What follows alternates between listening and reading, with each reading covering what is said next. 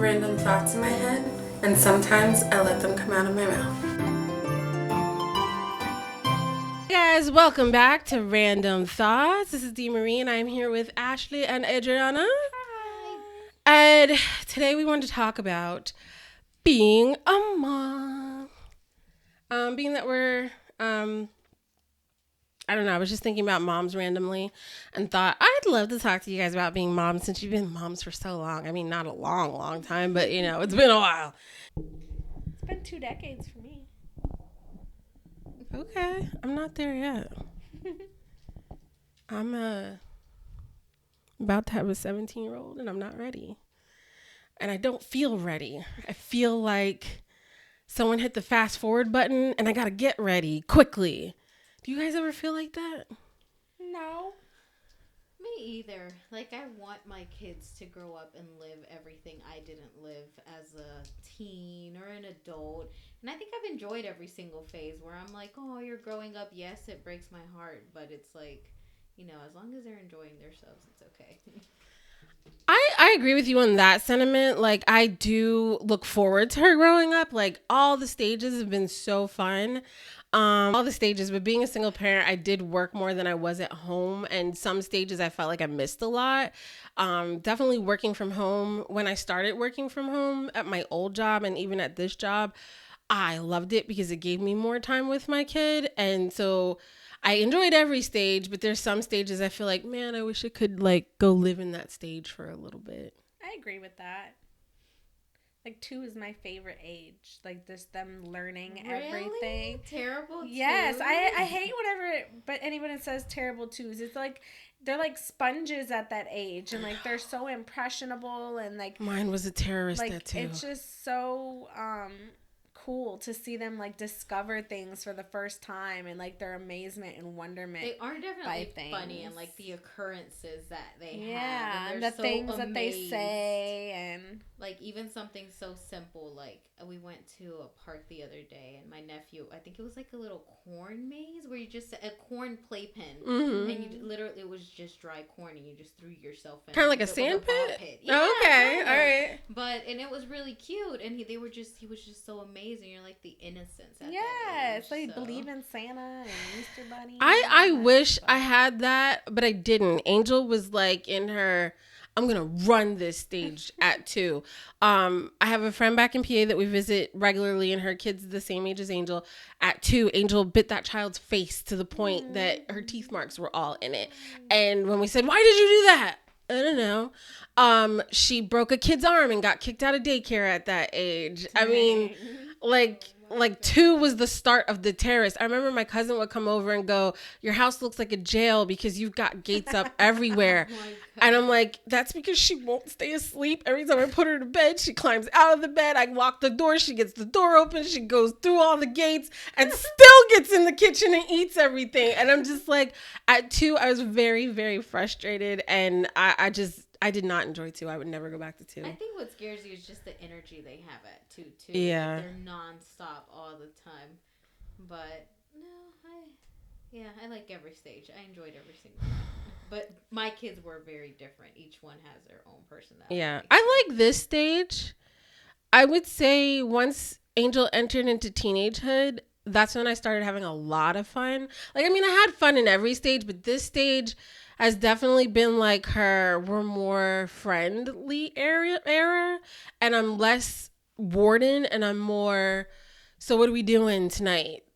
We have that relationship now, and I'm no longer like, you can't do this, you got to do that. Like, we're more relaxed. Do you think homeschooling her helped her be your friend? Because I feel like sometimes my oldest wants to be my friend, but then it's like she hears the rest of her other little friends bitching like, oh my god, I can't stand my mom, and it kind of influences how she feels towards I definitely think that's helped because there's no outside influences projecting in. I mean, not completely none because she does do events and things and like she has friends, but well, most of her friends are also homeschool kids. So, and they're close with their parents as well. So, maybe, definitely. I asked because when we were in COVID, I never fought with her, and I was able to like I don't want to say dominate, but kind of like mold them into the way I wanted to. Mm-hmm. Kind of like, you know, your mom's always going to be your friend. Your mom's super cool. You should tell your mom everything. Tell your mom everything. It's really cool to do so. Yeah. And this and that. But like once she went back to school, I definitely felt the drift. Yeah. I also feel like I agree with you there. I feel like since COVID and homeschooling, we've become closer, like friends, because I think the change started when I stopped yelling, because I was definitely like, the minute she did anything wrong, I'm ah, and the minute I started going, okay, this is how I feel. This is what the problem is, and you need you to do better. She was still in school when I was doing that, so things started to get better then, but things definitely got 100% better when she started homeschooling. I remember that stage. You'd be like, Angel, go to your room. Oh I'd my be like, God. I'd be running to Angel's room too. Damn, Girl, there were times I'd be in the car and I felt like I was about to pop a blood vessel because I'm yelling so hard. And I'm just like, I need you to calm down. And it took my sister going like, I think I yelled at her while I was on the phone with my sister. And my sister went, you think she could hear you when you're doing that? All she hears is someone yelling. And I'm just like, you right? All right, let me try. But I'm telling you, I'm doing this because she ain't listening. And that's why I got to yell. Like, I'm talking calmly. She don't listen. I don't know what happened. The listening just came in, and Well, was you like, did an awesome job doing it thank by you. yourself. I think you're doing an awesome job. well, thank you. But I'm definitely not completely by myself. My parents, my family, everyone has put their hand into raising this child. And I told Angel, like, when she graduates high school, we are having the biggest party, and I told her she's gonna have to get over it because she hates parties. I said, this is for us to celebrate getting you where we got you, because it's taking a village. It literally is taking a village to raise this child. Good.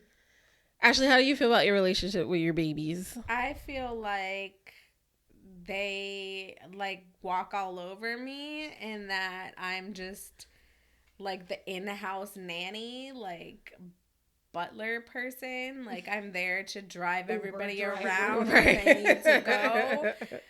I'm there for them to get the things that they need. Yeah. I don't really have a relationship with them, unfortunately. And I Mm-hmm. think about it often, what I did to deserve it, because I feel like I'm way better of a mom than my mom was to me. And I still give her respect, whether she deserves it or not. And it's like every once in a while I'll catch glimpses, like they'll do things that are nice or like sweet, but it's like they do it like low key, like it's a secret. Like, we don't want you to know that we love you. We don't want you, like they'll do something sweet, and then like I'll give them a hug and they'll like push my hug away. Or like they'll like do something really nice, and I'm like, oh my gosh, thank you. Girl. And they'll be like, well, I was just gonna do it anyway. And I'm like, oh well, okay, fine then. I definitely get that from Angel sometimes. Like, if I try to like hug her and stuff, where I'm like, oh, come lay with me, cuddle. Do I have to? And I'm just like, please. But if I don't want it and I'm just sitting on the Right, I don't couch get minding my that. business, she'll climb in and like snuggle, and I'm just like, that's all why? kids, Why yeah. now? Like Go Tasia, away. like I'll literally tell her like, please, can I have a hug? Like I'll bribe her. Like, if you give me a hug, I'll take you to this place. I really need to go, but I'm not gonna hug you. I just don't hug. I'm not a hugger. I just don't like hugging. And then like John will come home, and then she'll be like all over him, hugging him, scratching his head, rubbing her face all on his face, like literally all over him. And I'll be like, literally in the matter of seconds, and I'll just be standing there like, what the? You just said you don't like hugs. And I'll tell her that. I'll be like, I thought she didn't like hugs. What the heck is that? Oh, it's because he doesn't want it. Well, I'm the opposite. I don't like people touching me. I actually enjoyed COVID. It's like 6 feet. You can't touch me. No one touch me. But it's different for me because I'm the cold person. Not that I don't want to. I think my way of showing love are like acts of service. Like if they really want, I don't know, like oatmeal cookies. Like she'll make a comment one day early in the morning when I'm dropping either one of them off at carpool, like, hey, like it's chilly. I really wish you would do like hot chocolate, or oh, it's like a good weather for hot chocolate with like oatmeal cookies. In the back of my mind, it's like, shit, I gotta go to the store. I gotta go do this, and that. And by the time they're out of evening carpool, they'll have what they want. They didn't never asked for it, but it's like, oh, it would be nice. And they don't do it in a way where it's like, oh, we're gonna like, expect it or try to manipulate you into doing it. That, yeah, like say it with double intention. But like for them to, even right now that I'm pregnant, like try to rub up on my belly or this and that, like it's work for me. Like it actually takes an effort out of me for me to be able to hug someone, including my kids. And I always had really lovable parents. My parents always kissed and hugged me, so I don't know why I'm the way I am. I was gonna ask that. Do you guys know what your kids' love language is? I recently had a conversation about that, and I was like, I know what my kids to give is. Like Angel is a acts of service giver. Because I feel like there's two love languages. There's the way you like to give love, and there's the way you like to receive love. Like I love to do acts of service for people, and I love to receive time. That's what I like to receive. Angel likes to give, do acts of service, but I have no clue what her love language is for receiving. Do you guys know what your kids' like love language is? Yeah, we've talked about it. Like Tasia said that she likes to receive words of affirmation. And I think Akaya said the same thing. Like they both just want to be told like that they're doing good things. I think that's Denise. Stuff like that. No, Julieta, I have no idea. But Tasia's a gift giver. She like her love language as far as giving is gift giving. Yeah. I'm a gift giver too. I love giving gifts and love seeing people's face when they get a gift. But don't give me a gift because I'm pissed when I get gifts. I'm just like, I don't like stuff. I don't want stuff. Please stop giving me stuff.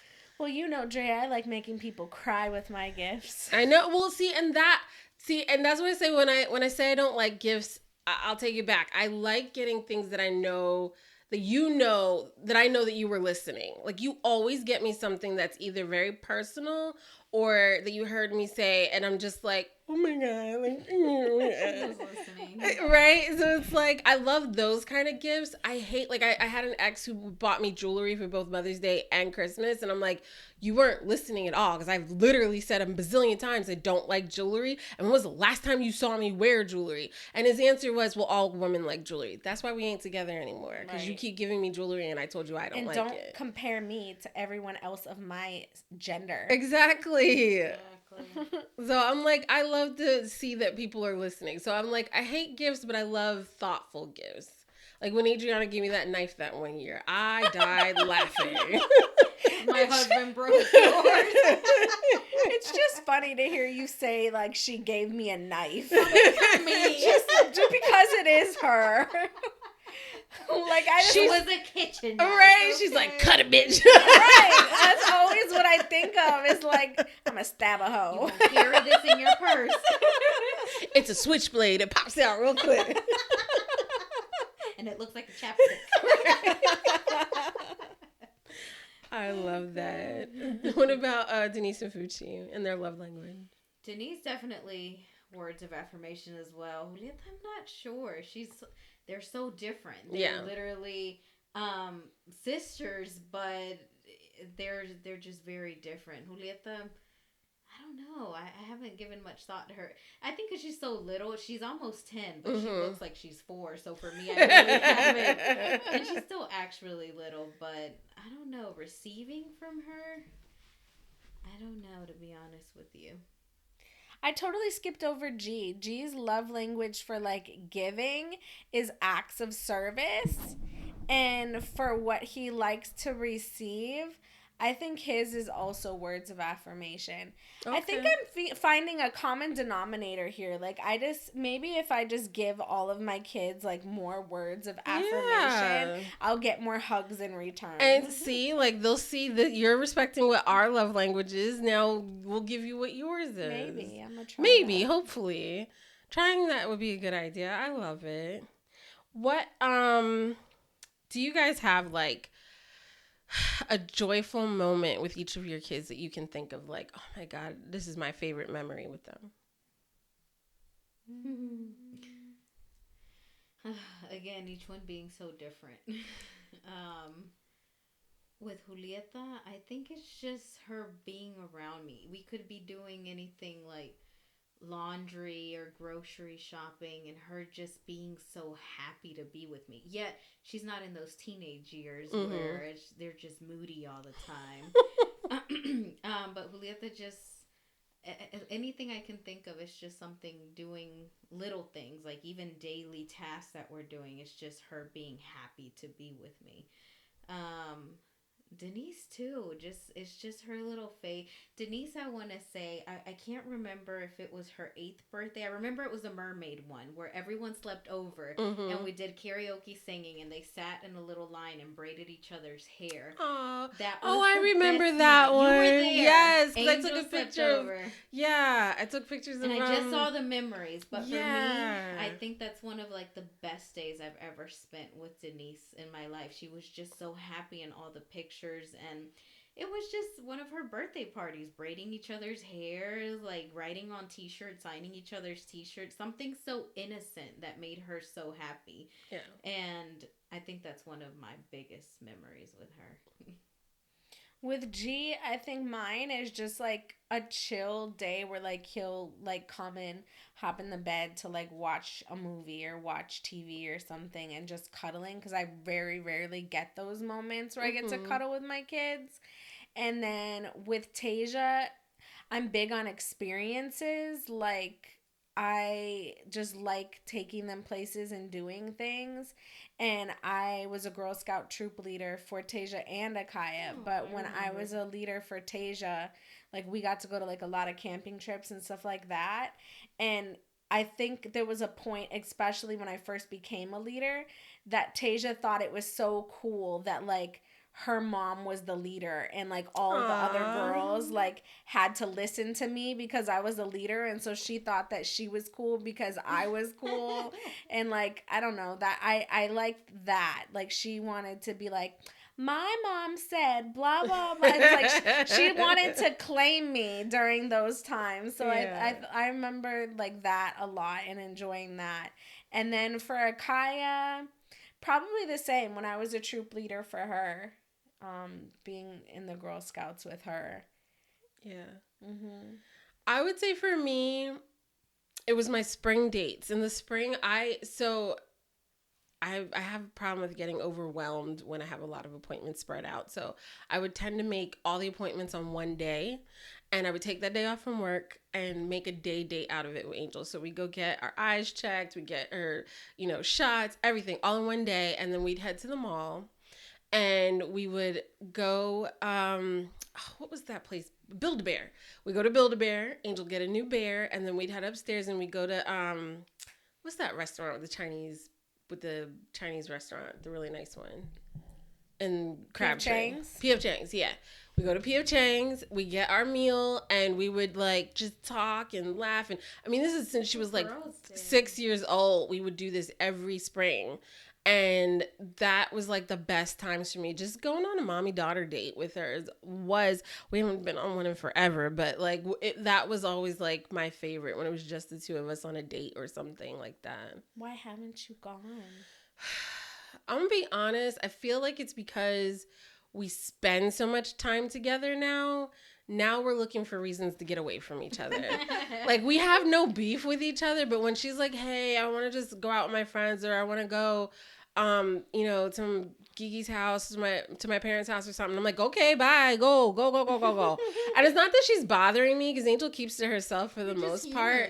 It's just you want some space, I think you guys should still carve out that intentional time. Dress up. Yeah. Get dolled up. I agree. We were planning on it when I got my promotion. We were going to go on a date, and what happened? Oh, I had to make a trip to Florida, so it got canceled. So and then now we're about to take another trip, and so we just haven't taken the time to do that. But yeah, like mommy-daughter dates are always the best for me. I would suggest something that I'm remembering right now. My kids have said they enjoyed Who Knows Me Better. It's a little game we play where it's like we're eating at a restaurant, or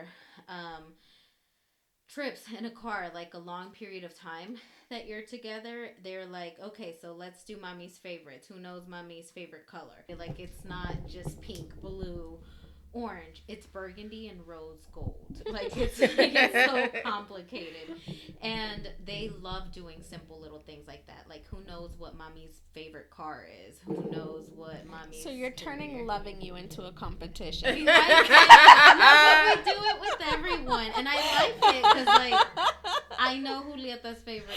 She changes it every week. Yeah, it's like, what is it right now? She changes it, but it brings so much like pleasure to them to play with that. I like that though. Like, it brings conversation. It makes everyone drop their phone pretty much. Yeah. The whole time that we're eating and we're actually having conversation. And they recently said Denise is 14, Julieta's almost 10. Like, they're older kids. Like, it's so hard to get your kids off of their phones. Yeah, true. And because they'll see their phones going off, and they're just like, we're playing with mom and dad. Like, it's just like, we don't. They have no interest. Like, they prioritize us. So, like, I kind of take my moments back. It's when we play, have dinner like that. We're running out of questions to have. We started the would you rather this, would you rather that, and it's really hard because I'm always trying to Google things to, like, make memories with them. But You just need a book like Drea. Yeah, that's what I did. I bought a Would You Rather book. Me and my ex, we used to do that. We do Would You Rather, and I Google it, and we ran out of Google questions, so I bought a book. I was like, it said it had 100, but then when I bought the book, half those questions were the same from Google. I'm just like, it's so hard. I'm gonna make my own book. I just, it's like a memo on my phone. If I randomly think of something, I just write it on my phone for next time. Yeah. So I think the greatest challenge of being a parent has been Each one's personality. I can't approach Julieta as I would with Denise. Denise is so much more sensitive. And it's her being, that's my biggest challenge. Her being the total opposite of me. Tell me, even when you give me a to-do list, say, I need you to go to door 1 and take out this, and that, and then go to door 2 and put all of that in shelf 2 or whatever. Like, just give me lots of details all at once and do it super fast. Because if you take forever and give me too many questions and ask me if I have questions, you lost me. I'm bored. I'm annoyed already. Just tell me, boom, boom, boom, boom, boom. You want this for me? I'm happy. Yeah. And Denise is a total opposite. You need to give her affirmation that she can do it, and she'll have a question, and that question will link to another question, and it'll drive me insane. And it's just Julieta's the exact same way I am. So that one's kind of easier, but then again, sometimes it's like you can be your worst enemy. Yeah. Like, you see you and another person, and you're like, God, you're so annoying. Yeah. You're like, wait, that's me. So just adjusting to each one and That's a good one. differently. Yeah, now you're gonna add another one. Hopefully that you're gonna have to adjust to. What's it gonna be? Ash, what are you feeling? I think finding the balance between parent and friend. Because you want to be stern enough for them to take you serious and to respect you, to listen to what you're asking them to do, and to, like, have an impression on them, and to have you be able to provide them guidance. But at the same time, like, you don't want to lose touch with them and have them feel like you can't relate to them, because then they're just going to write you off.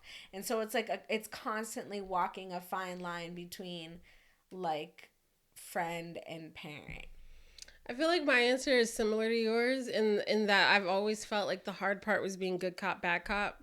Because sometimes you've got the more stricter parent and you have the more lenient parent, and they kind of balance each other off as to who does what. I got to be both parents. So a lot of times I felt like I was being bipolar parent, because I jump in with go get in your room. Oh, honey, are you doing okay? And I'm just like, that's me. Like that was literally me. But I think you're right. It's like trying to be friend and foe. And when I realized that, like, it took me a long time to realize I don't have to be bipolar parent. I could just be parent and let her know, like, hey, you've got to do these things but I'm always here for you. And that took me a while to realize, because I feel like society gives you this like view of what a parent should be, and that there's got to be two, and one's good and one's bad, and it's like, or one's more stern and the other one's the pushover, and it's like, Right. hey, how about neither are either? Because Angel's, you know, got you, and yes, she had my parents, but like, I'm the only one in the house with you who makes the decisions and everything. You don't have to be bipolar parent. Yeah. So that took me a while to figure out. So that was my biggest challenge. Especially you guys having the older kids, older than mine. Like, I can just see it getting worse over the years as the older they get. I mean, it comes with its challenges. I mean, Angel ran away twice. And it took like my parents and me sitting her down to say, yo, we're not going to run after you next time. We're just going to let the law take you, for her to get her act together, you know? So it's like, it comes with its challenges. I've had ups and downs. We had really good highs, really good lows. I even sent her to her father's for a whole week and just left her there. And she came, Mommy, please don't do that again. You know? Scared straight, daddy edition. Right? I don't want to stay with dad. What do you, like, I know we've all had our ups and downs with our parents. They aren't the perfect parents. But what, from your parents parenting you, did you take away that you would do or not do, that you always stuck in your head, like, this is what I'm going to do or what I'm not going to do? Can I go first? Yes. So my mom like bought our love, and like, even though I love experiences, I try not to have the experiences be a substitution for my presence for my kids. Like, I'm not gonna sit there and like ignore them and then be like, let's go take a trip now. Like, I still want like, the good that I took from my mom is that I want to have my kids travel and go places and do things and expose them to new foods, expose them to new experiences, new, because those things are essential to a person's development, I feel like. But the bad that I took away from it is just like, I don't want them to feel like that those things are a substitute for love. I don't want them to know, like, to think that love is experiences. I want them to know that love is so much more than that. I like that. Abe? I think that we learn from our parents' mistakes, but same. I think my parents bought me, my dad at least, he kind of, for his absence, for working so much. I appreciate him working and everything, but like, you know, I wish we would have learned how to ride a bike together. I learned after I had Denise. I was in my 20s how to ride a bike. Little stuff like that, and not to be too coddled. Sometimes, you know, you're trying to do good and you end up doing bad, coddling too much. Mine definitely, the great things my mom did, she kept us active. She always had us in activities like soccer, basketball. Her biggest rule was you had to play an instrument, you had to play a sport, and you had to learn another language. I did all of those with my daughter, and I think those are all positive, wonderful things to do. The negative, I would say, is I felt like my mom coddled me too much. Like, anytime I couldn't figure something out, all I had to do was say, Mom, I don't know how to do this, and she'd step in and fix it for me instead of teaching me how to fix it. And I mean, that went all the way into my 20s. And I think for me, I almost push Angel away because I don't want her to feel coddled ever since she was little. I'm like, well, you know, when you graduate high school, you better go travel, go do stuff. I don't want you to be up under my skirts. You got to go. And now that we're getting close to that 18-year-old going to be, I'm like, I need you to know that I do love you. And I do want you to know you can come back anytime you need. And you can stay here if you want to stay here, but I want you to stand on your own 2 feet. So I'm trying to, like, do the balance. I don't want to do like what my mom did and just fix everything for her, but I also want her to know I am here for you if you need help. Guys, thank you for watching Random Thoughts. Make sure you like, comment, and subscribe, and we'll check you later.